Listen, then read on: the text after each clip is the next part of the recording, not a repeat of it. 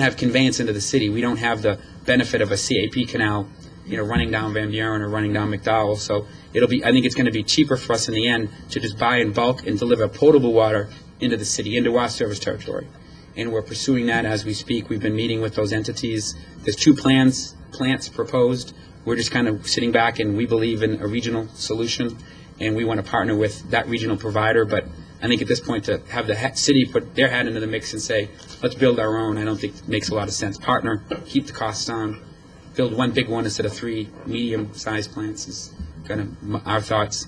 One of the things that we are doing, and it's on the council agenda for tonight, is we have some proposed development agreements going forward. One of them does include actually tapping our southern well fields. We've got a lot of water quantity in the south. We've actually been encouraged with its quality. It's still high in TDS, not quite as high as we thought, so it looks a little bit more attractive than we originally planned on it, and we want to get that southern well field tapped as quickly as possible. We want to use some of that water actually for next summer. So we've got those. That's an agenda item for hopefully in about 20 minutes from now, but we'll get there later this evening. But that's one of the areas that we're looking at as well. And then wastewater plant expansions. We've got 2 plants in Estrella. Those are very small. They'll be very large at some point, and we're just planning on expansion as demand calls for it. Adaman, we'll talk briefly about that in a minute. We're looking at a bulk water agreement with an Adaman Water Company up to the north. Brine management, that's a big issue for us. We need RO. We want to find a solution. We're going to look at some alternative disposal methods. Deep well injection, which is permitted in other parts of the country, never been permitted in Arizona. Could be a very, very low-cost solution for us. So that's going to be something that we're going to explore. Our reuse program, we want to get very aggressive. We've got the employment corridor, we've got baseball, we've got all those development on Estrella. We want to get our reuse water out there, water the grass, water the palm trees, water the vegetation with reuse with our effluent, than using potable water. We believe that's the wise choice there. And then a CMOM-DMOM assessment. This was touched upon in the draft report that we got from Matrix. It's a maintenance assessment where you go out and you look at the maintenance you do in the field today. And we believe that maintenance needs to be proactive, not reactive. You want to get out ahead of the curve. You don't want to fix things when they break. You want to make sure that you keep them running. And a CMOM-DMOM assessment actually goes out and assesses what we do, the equipment we have. It's essentially, it's part asset management, where you go in and you look at the age of your asset so you can program its replacement. It's a very intuitive program, and that's one of the things that we're going to be bringing before council in the fall as an assessment, as a study to do that, to help us identify the areas that we need to look at. We'll talk about that more at a future workshop, but I believe very strongly in doing one of these types of studies, and I think it's going to help us stay proactive and focus on the correct things. Sometimes you can think that this is the most important thing that we could do as a department, and you lose sight of the fact that it's actually another area that you should be focusing on. So we want to make sure that we've got someone else, a fresh set of eyes looking at what we do, so that we're being as proactive as we can. This is the Adaman. I just wanted to show you quickly. The purple area up to the top of your screen is the Adaman Water Company. We travel down through Lipscomb, so there'd be a transmission line that would be installed across the Lipscomb service territory into the city of Goodyear, which is that bluer color at the bottom of the screen. I've got I kind of just zoomed in. We're looking at a Saraville alignment. We want to deliver that water to canyon trails, and the old adage, the shortest distance between 2 points is a straight line. That's about as straight as we can get it. So we want to look at that.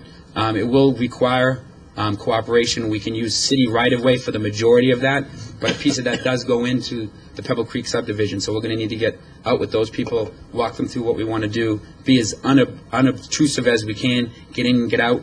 But we've looked at some other alignments. They're very costly. You can swing it a mile to the east or a mile to the west, but we just don't think that the costs work out. We want to do survey work. We want to reinforce that this is the right move. If it isn't, then we'll change, but preliminarily it looks like this is the best alignment. And it does make, just from a layman's point of view, it makes the most sense because it is essentially a straight shot. But that's down the road, but we're working towards that, and that's always in our mind.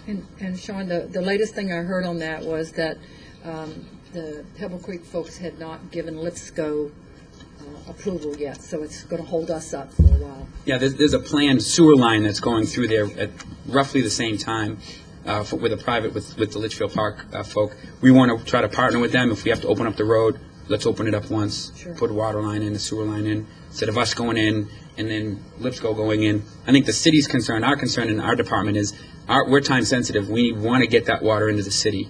So if their development is years behind us, we're going to advocate that we move forward with that line sooner so that we can get that supply into the city. It's low cost, low salt. It's the right move for the city, and we don't want to have to hold it up with a private development that may be ahead of schedule or behind schedule. We're not sure. So we haven't had that meeting yet, and as part of the process, when we bring Adam in before you, we will have that dialogue and be able to give you some clear direction. And then we'll keep you abreast of alignments and construction schedules before you pull the trigger on anything. Because it is a large project. It's about 7 miles of pipe, so it's the biggest transmission line we would have built in one segment to date. So we want to make sure we do it right. Conservation, we talked briefly about that back in May. David Iwanski gave a presentation. I just wanted to bring you up very quickly up to speed. We're moving forward on auditing all of our city facilities. We're proactive in that approach. Councilmember Osborne was an advocate of that, and we can't agree more. We're looking at using an outside resources, companies that do that. We're soliciting some proposals. If it's cost prohibitive, staff will do it. But if it makes the most sense, our water folk in the summertime are focused on producing water. So we want to move forward with the audit as quickly as possible. If it's cost effective, we'll use this outside resources. If it isn't, we'll use city staff, and we'll keep you in the loop on that. Water conservation ordinances. We're prepping 2 ordinances for council on the 9th. One is a water wasting ordinance, similar to what Avondale put forward. We want to work with the various departments and the city staff to make sure that we're not proposing something that can't be enforced or that could cause issues. So we're still working behind the scenes, but we're planning on bringing it to you the 9th before you go on summer recess. And then another one is an irrigation ordinance. It's essentially the current ordinance allows the city council to restrict any type of water usage it sees fit in emergency situations. We're adding some language to that, which essentially says we want to target the outdoor water use. That's the big demand in the summer. If it's a choice between providing outdoor water use for part of the city and then no water for half the city, I think we all agree that we need to provide that potable supply. Public health and safety is number one. So we want to make it clear that there's a plan in place that if in the event of a curtailment, we don't anticipate anything, but natural disasters, other issues, contamination, these things happen, that we have a plan in place. So we want to give that language and put a little bit more guidance in the language. It's a little open-ended right now, so that'll be coming before you as well. And then the last thing, as part of our budgeting process for this next fiscal year, we sought and received preliminary approval for 5 new positions. The recruitment's on hold, pending the matrix report. We want to make sure that we're doing things correctly. In those recruitments, originally we requested 4, what we call utility technician 1s, frontline people out in the field, and a maintenance mechanic. We felt that was a prudent blend of need. That's where we had the biggest demand for resources is out in the field, people running around, making sure that we have our well sites and lift stations. We've kind of listened to council. We've kind of done an internal gut check, and we think it would be in our best interest to revise that 5. We've received approval from the city manager on revising that 5 and making one of those positions a full-time water conservation specialist. This person can be plugged into the HOA associations, plugged into Water Use It Wisely, put a full-time resource. David's in charge of water resources. I'm the director, and it's tough for us to find that time in our busy schedule. We felt that eliminating one of the field positions, it's give and take, but we think it's prudent to do that. One thing we would like to do, we're holding off on those 4 frontline positions. We'd like to move forward as quickly as we could on the recruitment of the specialists. Now, I'm not sure if that's going to cause council any concern, but I wanted to let you know that we're anticipating doing that unless we hear otherwise. We think this is at this point with conservation where we're at today, that this is a critical position. We want to get that out. We want to advertise that in the valley and hopefully get we anticipate getting a high-skilled, high-quality individual to come in and lead our conservation program. That'll allow David to focus on the resource, which is we need to continue to grow. We think this would be a good blend for the department. I believe that's all I have. I tried to keep it as quick as I could. I'm available for any questions you may have, or I can. Yeah, I think we have questions, but we need to roll because we have to get the CFDs up here, don't we? Mm-hmm. You needed some recommendations, or we have to have something by the 26th, don't we? Yeah. So we have to move on that. But anybody can call you with questions. Absolutely, Mayor. And anybody object to having this conservation specialist? Yeah. Okay. Sounds great. Thank you very much. I appreciate that. Great. Larry, you're up.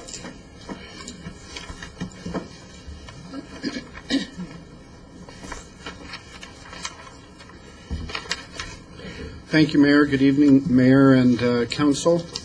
2 weeks ago, in a special work session, we reviewed a number of issues relating to CFD financings, and at that meeting, we were asked to bring back additional information for the City Council to consider some issues that were raised in that, specifically on consideration of tax rates within a community facility district. The timing of this is that next week we have a special meeting scheduled at 5 o'clock, and before you will be presented as many as 4 different feasibility reports for financings. Those 4, I'll give you an overview of them. The Palm Valley Community Facilities District Number 3, general obligation bonds of $5 million. The Goodyear Community Facilities Utility District Number 1, $25 million general obligation bonds. Australia Mountain Ranch Community Facilities District within the Gulf Village Assessment Area, Area 2, $7.5 million, and Centerra Community Facilities District of $2.1 million. As the City Council will be looking at, or the CFD Board in that case will be looking at these issues, it is, I think it's relevant that you have an opportunity to discuss some of the questions that have been raised in the past, and that's what the purpose of tonight's presentation is. If I am successful this evening, my presentation will be less than 10% of the total dialogue, and the rest is for you. We passed out 3 schedules for you tonight. I've got one that I'm showing on Elmo. That was the front one, I believe, of the 3 schedules that we presented. What this schedule shows is a list of the CFDs in Maricopa County that have special assessment bonds. So there are 3 of them, 2 that have been issued in Australia Mountain Ranch. A 3rd one has been approved, which is in Montecito, and next week you'll be receiving a 4th one, which is I believe it's Gulf Village Phase 2, if memory serves me correct. The average assessment represents the original assessment to each lot. That is the amount that is financed through the bonds. Generally, that's payable over a 25-year period of time. And so the annual payments are approximately 10% of that. We have calculated the effective property tax rates just on those assessments using a $200,000 home and a $300,000 home. Just a note, you might want to back out because anybody that may be watching is not seeing what you're talking about. Okay. It's kind of hard to read. Yeah. If that's, and I'll try to show the numbers here. A $200,000 home, the original, or that assessment would have an effective tax rate of $3 per hundred. If that home was instead worth $300,000, that would have an effective tax rate of $2 per hundred. I use that in these examples when those bonds were originally issued.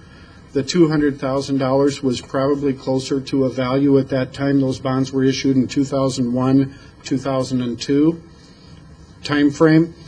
But those homes probably are valued closer to $300,000 at this point in time, so that effective rate has dropped down.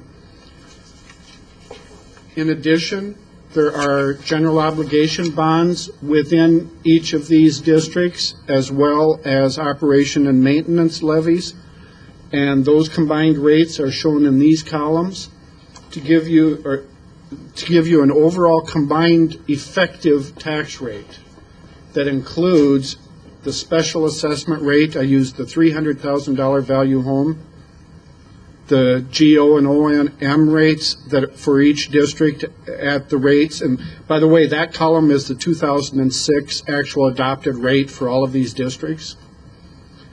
and then that gives you the combined tax rate. Some information I presented in your packet, and I can maybe zoom this a little bit more to read. I have just updated this a little bit. What this schedule showed in the COAC was every CFD that was on the property tax rolls in Maricopa County for the 2006 property tax year. I used 2006 because 2007 tax rates have not been established yet in Maricopa County. Those do not get established until August of this year.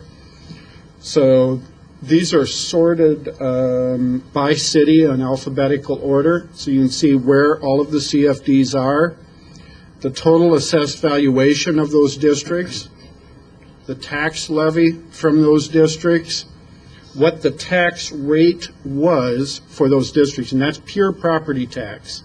That does not include any special assessment in that rate. The next column shows general obligation bonds, whether or not they exist in that district, and the final column is a yes or no whether or not special assessment district bonds exist in that district. The final schedule I'll present you, I do have additional data if you would like it, but I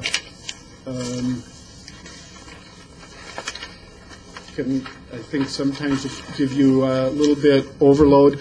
I know this is very difficult to read on the screen, but I did hand out for all of you. This is a list of every bond issue that I'm aware of that has been issued in Maricopa County since the CFD statutes were enacted, what the principal amount of those bonds were, what the sponsoring city was, and what type of bonds were issued. With that, I'm open to any questions or for council dialogue. Okay, questions?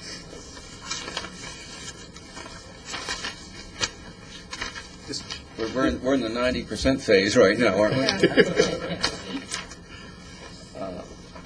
This is in response to the question of the overall tax rate. Yeah. And should we have a cap?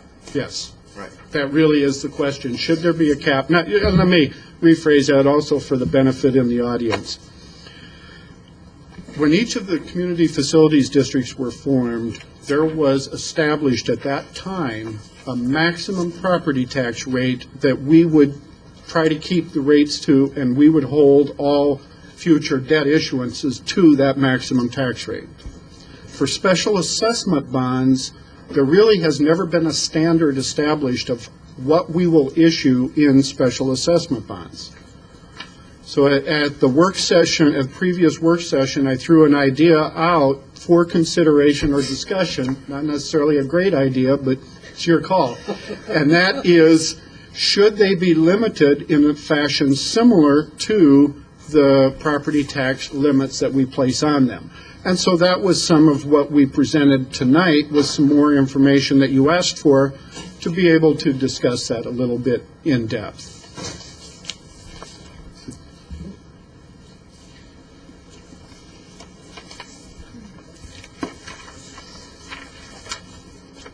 And when we're looking at a bond issuance, I assume on the front or on an assessment approval when we're in the CFD process, I look at my front sheet you just showed us, and that Estrella Mountain Ranch proposed. That's one that has not come to us yet. That's the one that's on. That is correct. That's the big one on next. Is it on next week? That is correct. That will come to you in a feasibility report next week. And I can't remember, but do the feasibility reports address the costs of the homes in those properties, i.e., if I'm buying a $100,000 house and you tell me I have a $15,000 assessment, that's far different than if I'm buying a $200,000 or $300,000 or $400,000 house and I have a $15,000 assessment. Yes, they do address the costs in the feasibility reports. Obviously, at that stage, that's in a planning stage, so that they're very broad brushed numbers. In this particular district, I believe the underlying assumptions were about, I want to say they were $400,000 homes that they were speculating at that time. I'm not 100% sure on that number, but that is in there. The $400,000 home would be, in that context, would be what their expected sales value. The expected assessor's value is approximately 85% of that number. That's what history shows us. So a $400,000 home would be discounted about 300. Yeah, 40. Let's see, it'd be, yeah, somewhere about there. So, okay. But we look at that in the feasibility. Assessments are so unique because you're getting, I mean, hypothetically, and we've debated this time and time again, you're getting into it knowing what you're getting into. And so I would anticipate that they may or may not escalate over time, or based on the market conditions at that given moment that the housing product is released. But I don't know. Yeah. Good question, Gary. I don't know why you would care.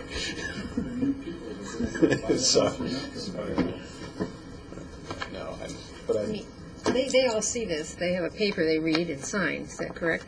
Yes. Now, the assessment generally stays on the property. Unless it's prepaid, it stays on the property for 25 years. So the original buyer sees it very clearly, and normally there's a sign-off on it. As the property recycles, it is disclosed in their title reports, but outside of that, we have no control as to whether or not there's any dialogue.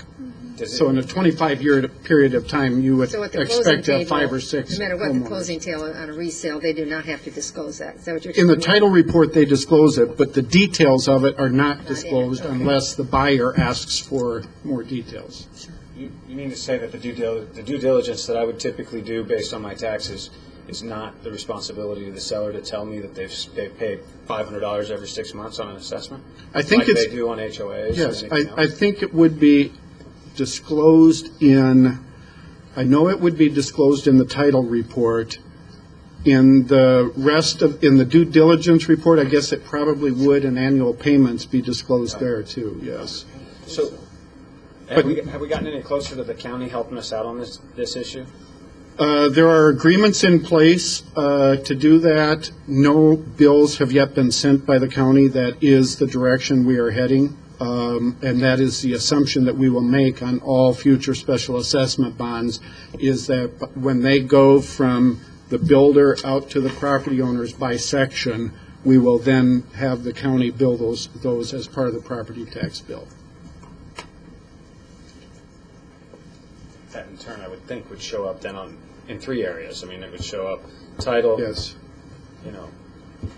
And whatever due diligence might happen, plus taxes. Yes, I think it would. 630 is getting awfully large. We were talking about combined. What is the decision process in selecting an assessment bond versus a geo bond? It's a very good question, and it is complex. There are a number of theoretical decision processes, but the real simple one from a developer's perspective is that a special assessment bond can be issued based on a 25%, if you will, 4-to-1 ratio on the value of the underlying land, assuming no property on it. General obligation bond needs assessed value to be able to get the volume. So initially in a development, you can't sell a lot of principal in general obligation bonds. You do not have the assessed value. So it becomes a cash flow issue of being able to get the infrastructure financing sooner in larger amounts with a special assessment bond. That is the practical answer to it. There's a much more complex answer that I could ask Scott to give if you prefer. That's sensible. So on the 26th, what are you going to be presenting to us in numbers? We are going to be presenting approximately $40 million worth of feasibility studies in those 4 CFDs that I outlined. One of them may not be ready, but the other 3 are ready. And with that, the City Council will hold a public hearing on those. 2 of those issues will be prepared to have resolutions to adopt to go forward. with those financings at that point in time if the CFD board, sees fit to do that. And those are the four here? Yes, the four that I mentioned, no, not the four on this list, the four that I mentioned, which are,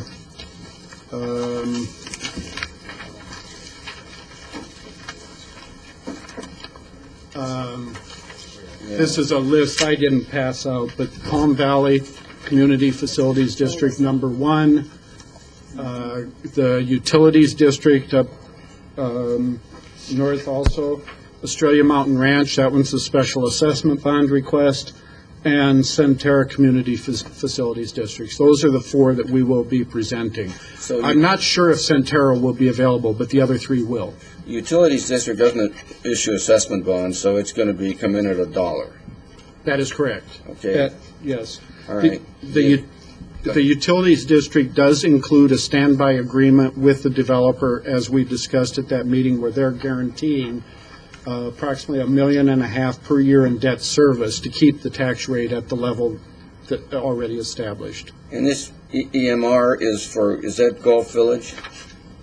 Yes, sir. And that is Gulf Village Phase 2. And that's an average assessment of $15,000. That is correct. And it's plus a GO bond rate of $1.30.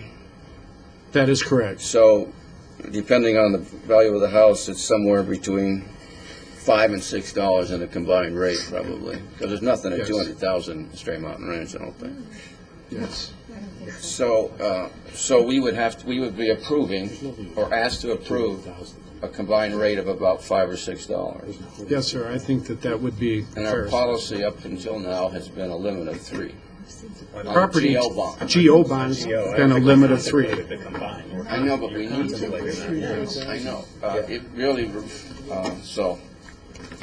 And to remind the council, part of where this question is that the development community is asking for more and more on the assessment bonds. We've seen proposals as high as $24,000. Doesn't make them bad, but at some point, there will be that saturation point, whatever that level is. We count on you, I guess, to kind of determine that. Now, does King Ranch come in with I heard $5. Is that a combined or is that GO only? That would be combined. That their intent is to use special assessment only and not use GO if they can do that. So I guess you'd rather us discuss that now versus the 26th. I think you can have a better dialogue tonight on that than you might be able to with the specifics. But Yeah, I'm opposed to going that high. I think with our property tax rates as they are, which are fairly high across in comparison to others throughout the valley, we have a fairly significant sales tax rate, at least on food and beverage. And we have CFDs, and most communities don't even have them. And we try to limit it to $3. But I guess I've never really contemplated assessment plus GO, but now we are. To have a combined rate of, say, $5 or so on a $400,000 or $500,000 house, that's a lot of money to pay annually, plus your property taxes, plus your HOA. I mean, I'm just curious, what does that reflect on the development community? Say, give us the end of what the dialogue is there. So we say that's too high. I think it's important that you have the opportunity to provide dialogue back to them if they want to have a continued discussion. I mean, they're constantly asking for higher dollar limits, and some of it's to fund projects that we all support. So I guess the reflection is it's a tool that's available for cash flow to finance infrastructure, but it isn't necessarily used in all communities in the same fashion. Is the one that we're talking about high, is it private streets? Private, I mean, what, I guess. No. No? No, CFDs cannot be used to finance private streets. And the alternative to the high rate on the special assessment is Not issuing the bonds or issuing a limited amount. Outside Not of- funding all of that outside of- infrastructure that way. which then you're getting down in the nitty-gritty of the specific district. You're getting Then into you're- the then you're infrastructure financing plan of that district, yes. Yeah, you're dialoguing what goes, what doesn't go. Yes. Although I don't think that would be presented to you as a question to you to say, okay, we want to see this infrastructure financed. Your question would be what limit, if any, you would place on it. And we would work with the developer to get those amounts in place if indeed there was a limit.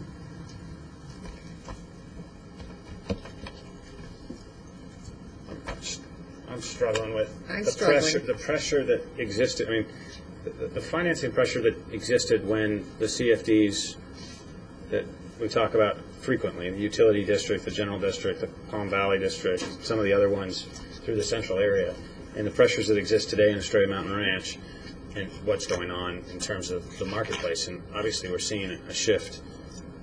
Can we attribute it solely to market conditions in terms of cost of concrete, cost of steel, cost of infrastructure, cost of employment? I mean, it's been how many years since we formed the Palm Valley Community District, Facilities District, or the General District? I mean, it's been, Precedes my time. yeah, I mean, it's 1989? So you're talking almost 20 years' time between the $3 rate and what's today's rate. Just inflation. I have a feeling. Well, I mean, I guess- actually, no, because it's still based on an assessment. It's still based on And the assessment value. changes every year. So if it's $1 or $2, it's 2% of a continually increasing assessed value on the house, of the secondary property value of the house. That's correct. So, And they're paid off over how many years, the assessments? 25. Most of them that we've sold are 25 years. Some methodology, well, I'm sorry to ask that question, but some methodology that we were doing 25-year assessments instead of the 15 bond. I mean, what's the thought process there? Help me bridge that gap. Paying it off longer. Why are the CFDs I'm 25 trying and to the figure- city GO 15? Here's a layman's term. The taxpayer is trying to figure this out. You're paying it off over a longer period of time than you're paying off city GO bonds. You're paying more per thousand. So you're obviously spreading that across lesser amount of homes, right? That's correct. The infrastructure is more. What are the other? Paying for different infrastructure would be the variables. What these bonds finance are infrastructure specific to a particular development. They may free up developer money for other types of amenities within the district. So for your example, that private streets, and that's not a good example of amenities, but it can't be financed with tax-exempt financing, but it could possibly free up money to be able to do that. Or community facilities such as meeting places, those types of things are often financed. So Additionally. in the case of the proposed assessment for the EMR CFD that's coming at us for $15,000, what value is that buyer getting more than the buyer that got 3 years ago, more than I got 6 years ago when I moved down there, that didn't have an assessment? It's probably financing different infrastructure than was financed before. I guess I'm trying to get at the value question. If think my that- neighbor is paying more It's- than I am, what value are they receiving for that? I think that is a very difficult question to answer, and really is the cause of some of the questions before you. Because while an assessment methodology is done on all of these special assessment bonds, that is taking the specific infrastructure and applying it against the individual properties based on how they benefit. That doesn't mean it's taking all infrastructure that those properties benefit from. So the question becomes, in the whole mix of how the infrastructure is financed within an area, is the percentage financed within a CFD increasing, decreasing, or remaining the same? And I think in some of the requests that we've been seeing, I'm thinking that the amount requested for financing is increasing as a percentage of the total. But I'll be honest, I have not seen. That last part again? It's increasing as a percentage of the total? In other words, the total financing of infrastructure for a particular area has to be financed somehow. Right. Can be through CFDs, can be through developer financing, other traditional financing methods they have available. But somehow it gets paid for. The question is are the CFDs being asked to pay a larger portion of that total cost than they have in the past? I can't answer that question because I don't see that total cost. So I want to tell you my comments are purely speculative, but from the input that we're receiving, from the questions that we're receiving, I'm speculating that yes, indeed, we're through the CFDs being asked to finance a larger percentage than in the past. I am sure that others would give a differing opinion. So rather than paying, say, maybe market conditions where 3% of total costs would go to infrastructure, whatever, I'm taking a swag. 5% of the cost of home goes to infrastructure, for argument's sake. You're saying maybe today we're passing that along through special assessment, speculating that maybe it's 10. A larger portion going this way, okay. Yes. It's as we're talking about this. I have a feeling we might be up against a gun on next week's decision. Maybe not. Maybe not. Maybe. But it's funny because I think, Rourke, you sent us something about Valley Partnership. That's public record. But you sent us something about Valley Partnership. That's public record. Yeah. So we get a notice of claim that our impact fees aren't accurate. Yes, the developer is hiding costs and passing it on to the consumer. You have a very fine point. We're a very public, very, very public process. We have to make the same tie to what the public benefit is in the infrastructure of impact fees, yet the developer, through special assessment, does not have to disclose to our finance director what that percentage of cost is? Oh, no, Take please. me back here, because okay. I'm not hearing this right. Okay. For example, we have never financed with either GO bonds or special assessment bonds, nor are we being asked to at this point in time what I would call in-track improvements, which would be the road in front of your house, the water and sewer line that will get out to service each individual house. We're being asked to finance arterial roads, or major collectors, and likewise water lines and sewer lines that are major collectors. But we have never financed all of the infrastructure needed, even using arterials and collectors, needed to do a complete development. And rightly so. I mean, the street correct. to get to the middle of the house in the middle of 640 acres is the cost of that house, not the cost of the public at large. Right? I mean, the street that I access in front of my house, yes, the local street, that's the cost of the development, not Estrella Parkway may not be the cost of the And that's why Goodyear has historically not allowed those as part of the costs financed. But that doesn't mean that the collector street 2 blocks away was 100% financed by a CFD originally, but it was financed generally by the developer somehow in one of their means.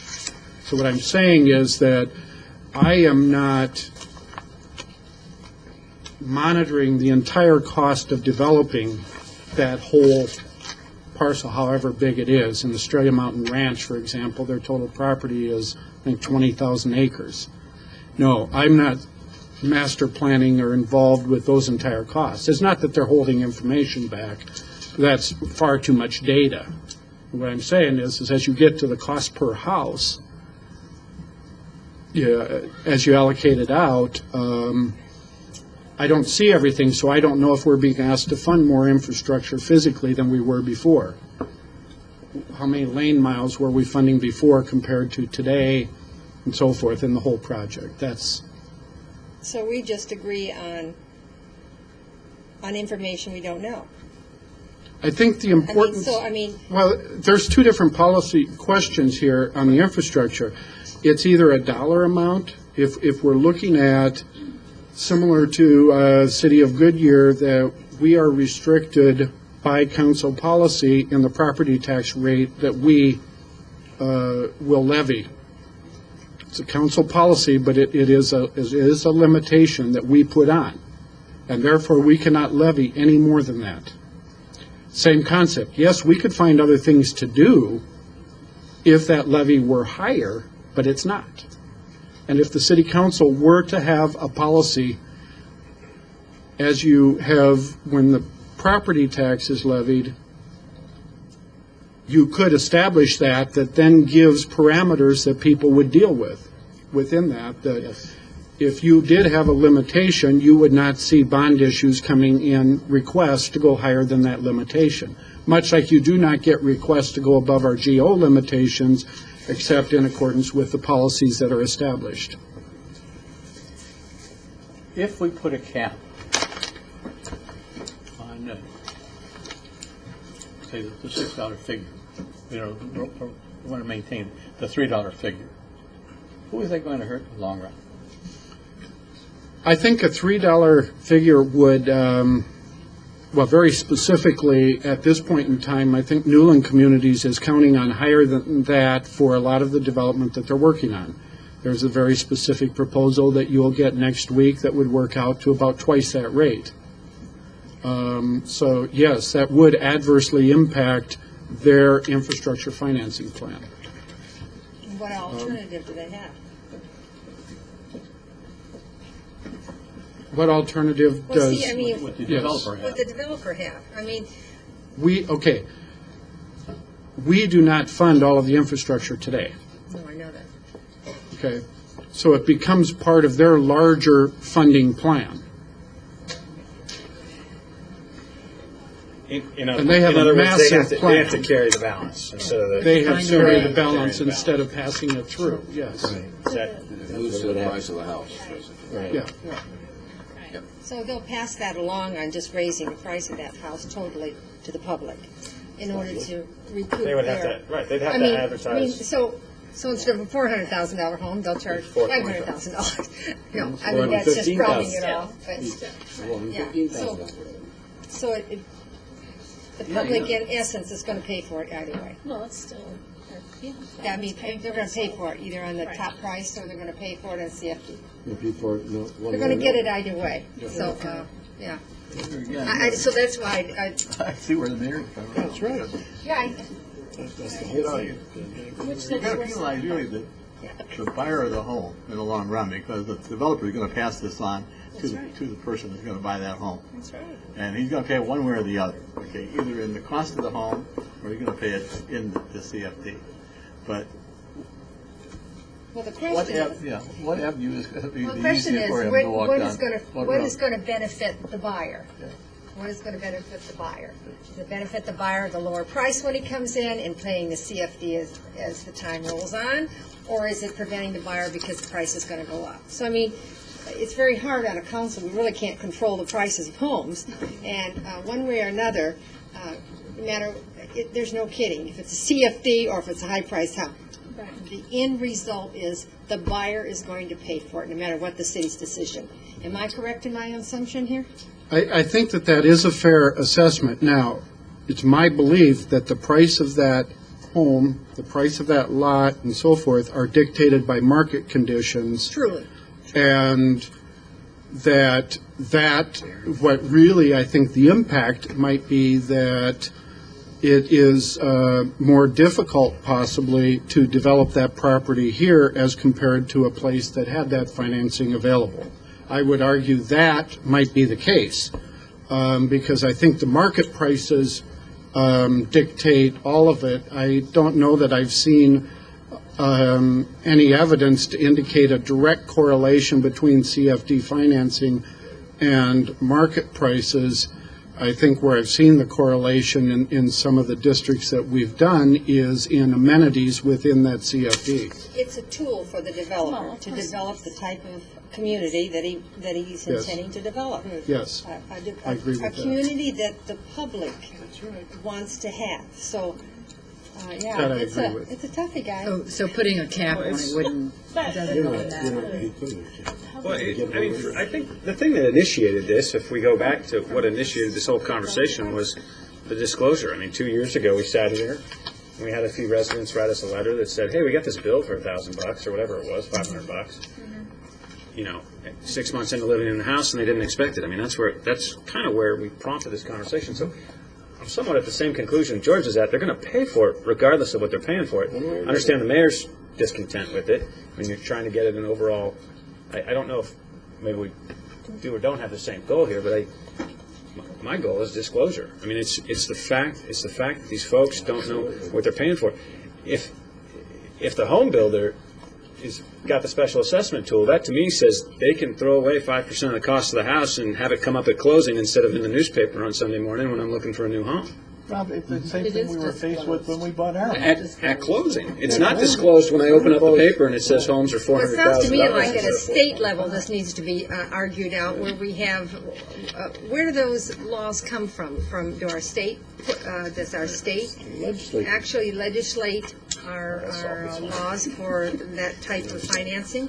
The state has created the statutes that enable the financing. They do not mandate the state. Then they should be the one that creates a mandate that it has to be, each time that house is turned over, then that they have to divulge that CFD. But they do that. I think the argument would be that through title reports that No, happens. it's the seller's proper disclosure statement. But it's at least. indirect. So Right. they get it from a couple of resources. But how many people, Jim? But it's indirect. Reflect on that No, I'm document. not defending, I'm just No, saying. no, I'm saying, how many people really go that deep in reading the documents that they get at closing? You know, I'm not sure that that CFDs are fair, particularly when you indicate that maybe there's more in a CFD today than there was 10 years ago, as far as the total requirements. That's the part I'm struggling with. The person who came here 10 years ago may not even be in a CFD, okay? So the new person coming in has a CFD, is going to be paying for everything, and that person who was here 10 years ago is going to indirectly benefit from that. And they aren't going to pay a cent to it. I'm going to benefit. Whereas an overall property tax rate is fair, everybody pays the same thing on the basis of their Except house. But it's timing. So, I know, and I hate to have those who come last get screwed by those of us here first. But you know, it's the same way you go into a development, Mayor. The first house is the cheapest, the middle gets very expensive, and then the last house they sell, they're going to give you a deal to get out of there. So it's kind of. Well, but I think that's cyclical within any environment, though. I mean, I think the person that's there first pays less. That's a cyclical part of this exactly business market. So I don't. No, people in government don't have the right to do that. People who build houses can do that. They can have it more expensive later than first. But government has to be fair to both those who were here and those who are coming. And I'm not sure that the CFD is. And we would be the Connecticut of Arizona, I'll tell you, if we go to $5 or $6 on a CFD. What do we consider all the taxes? And so I don't understand why the Southeast Valley can add 1 million people and not have a CFD. You know, whereas we out here in Buckeye and Goodyear, we have CFDs, and their permitting fees are the same as ours approximately. They have lower construction sales taxes than we do, and their sales taxes are lower than we do, and their property taxes are lower than ours. And yet we need a CFD too. There's a lack of information here. As long as you're not comparing us to Mesa. When you say Mesa's got some nice sections, actually. They're having some trouble now, though. Yeah, I know. Well, they don't have a sales tax, right? Or probably one of the two. Property tax. They don't even have one. They don't have a property tax. Yeah. So I don't know. I guess we could discuss this ad infinitum, or ad nauseum, either one. But You're going to bring this up on the, 26th? We're bringing this to you next Monday with 4 specific financing proposals, yes. Okay. so we can approve it at a low level, right? A lower level. Yes. And then still debate this over the ensuing months, because this is going to take time. Well, you're talking about a cap then. Yeah, I'm talking about a cap right now, Yeah. and then really debate it. But we need to get these things on the road on the 26th, right? At some level. This better have proposed the- figure, this proposed figure, the 630 Mayor, we can't go in that again. that's coming to us here, 6:30. what Larry gave us, it's the same amount Rand proposed, that's 6.3 all, that's the one that you're talking about? Yeah, that's one of them. Yeah, Yeah. all right. And King Ranch is going to be up there with them. But, you know, are we that far along with King Ranch development? Well, yeah, one of their foundation points is their CFD rate. So, that has to be discussed. And it is important to them. It is important to them. So it's not easy. And it's important to us to see what type of development's going to be developed Exactly. if we don't do this. Well, now we don't. It's a vicious cycle. We do know it hasn't hurt anywhere else, so Scottsdale and Paradise Valley aren't hurting as far as I can tell for quality housing. But we need to roll on to our regular meeting. Is that all right, Larry? Or Yes, sir. Anybody object to terminating this? No, let's turn it. Okay, this was a work session, so why don't we meet at 6, start it up at 6:30, is that all right? Okay. Very good.